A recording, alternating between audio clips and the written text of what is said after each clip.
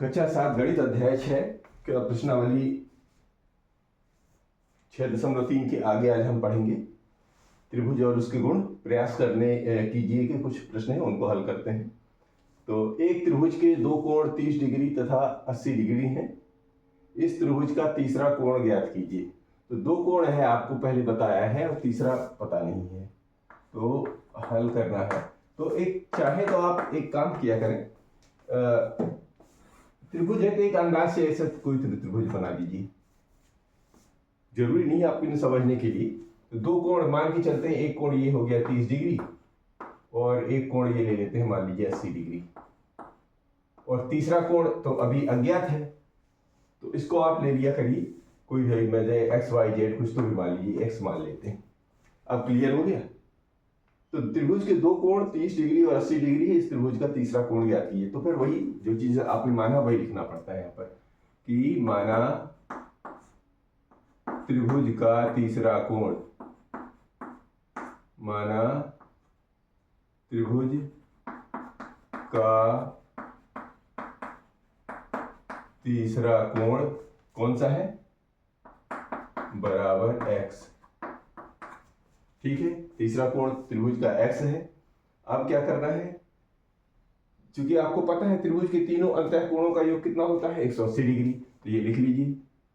हम जानते हैं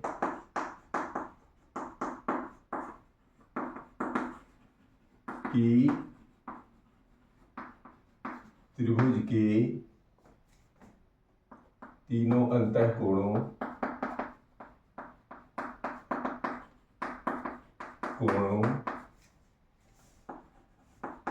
का योग कितना होता है, 180 डिग्री होता है, 80 डिग्री होता है। ठीक है, अब 180 डिग्री होता है, इसका मतलब इन तीनों को जोड़ दीजिए, यानी कि x को और 30 को और 80 को अगर हम जोड़ दें तो होना चाहिए 180 डिग्री। ठीक है ना।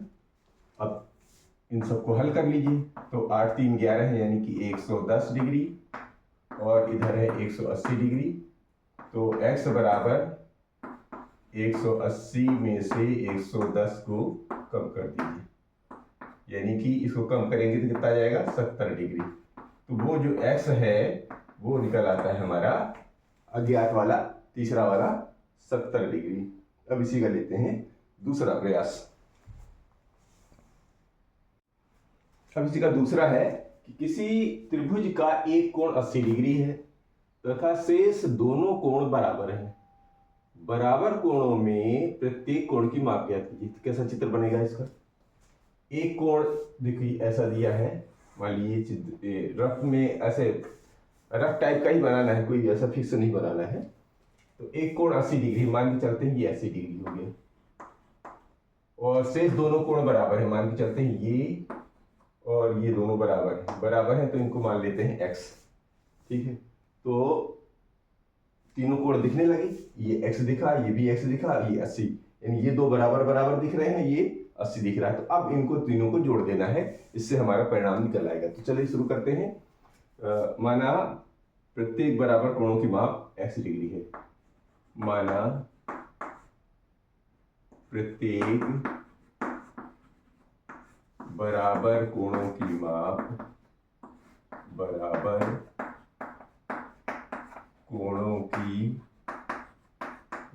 बराबर x डिग्री है, क्योंकि सब ये सारा काम कोण का ही में नापे जाते हैं डिग्री में।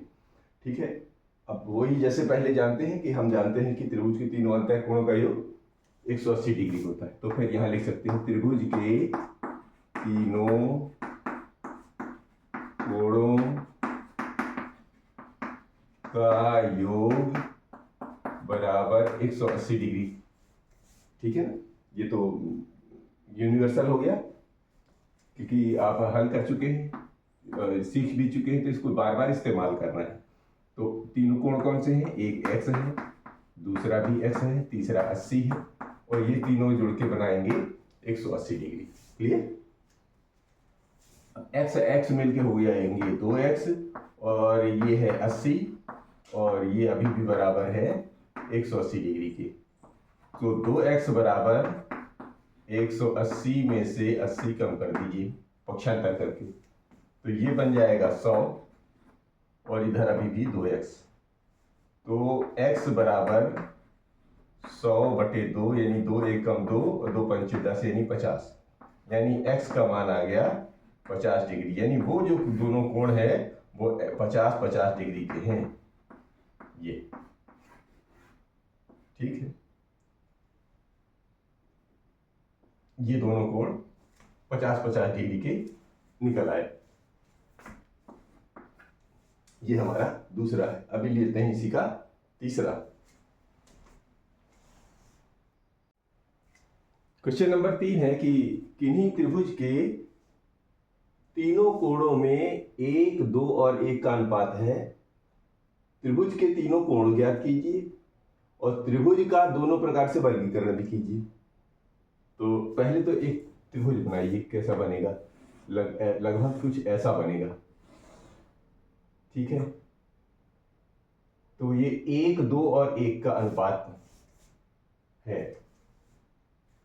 तो यदि इसको 1 और 1 मान लें तो ये लगभग 2 का अनुपात हो सकता है, ठीक है।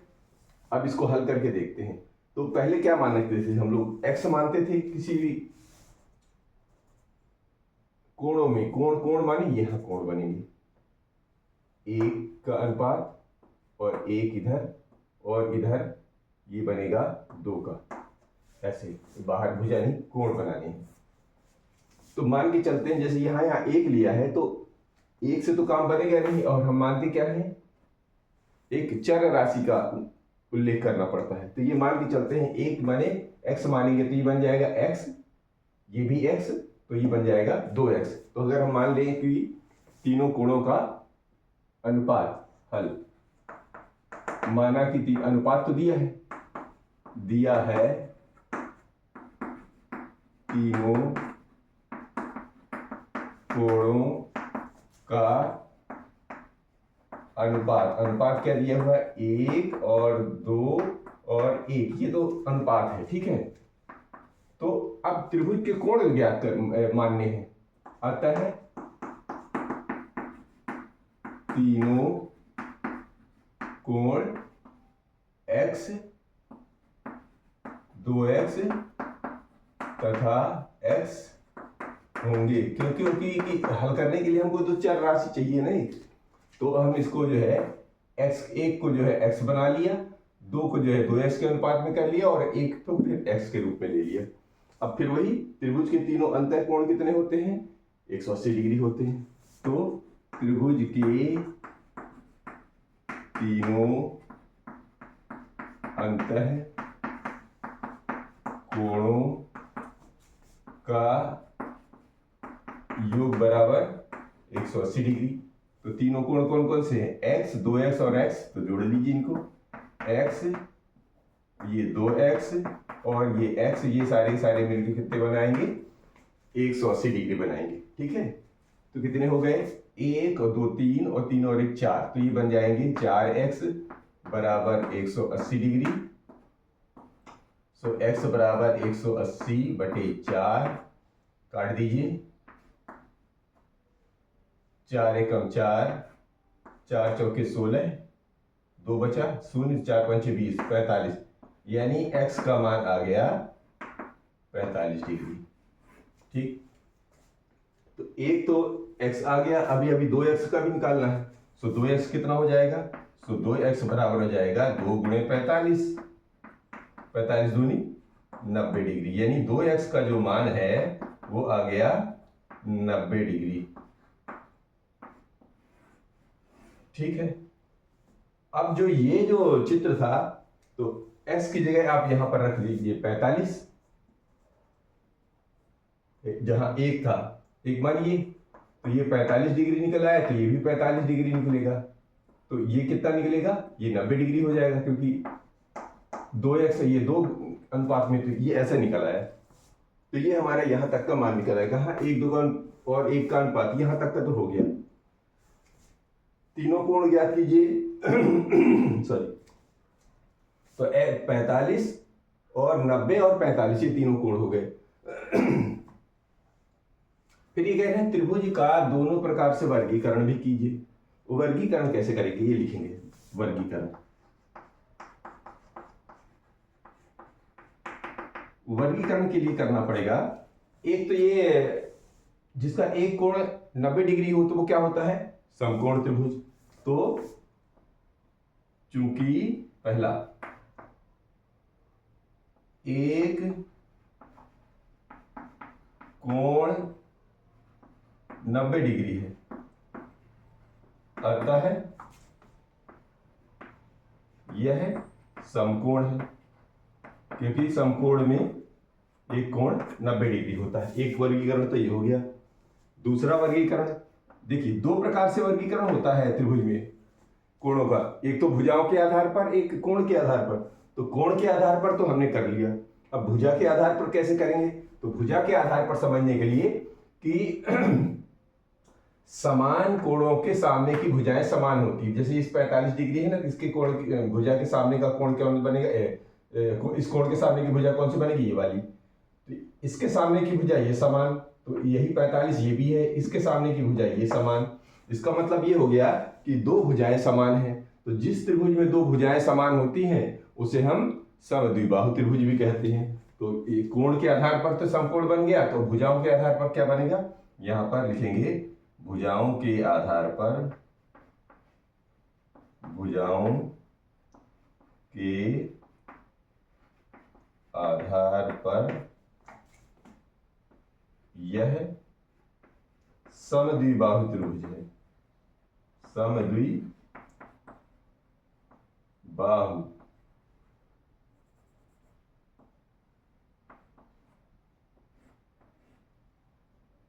समद्विबाहु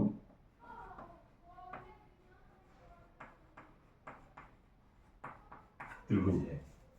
तो इस तरह ये हमारा तीनों प्रयास के सवाल हल होते हैं।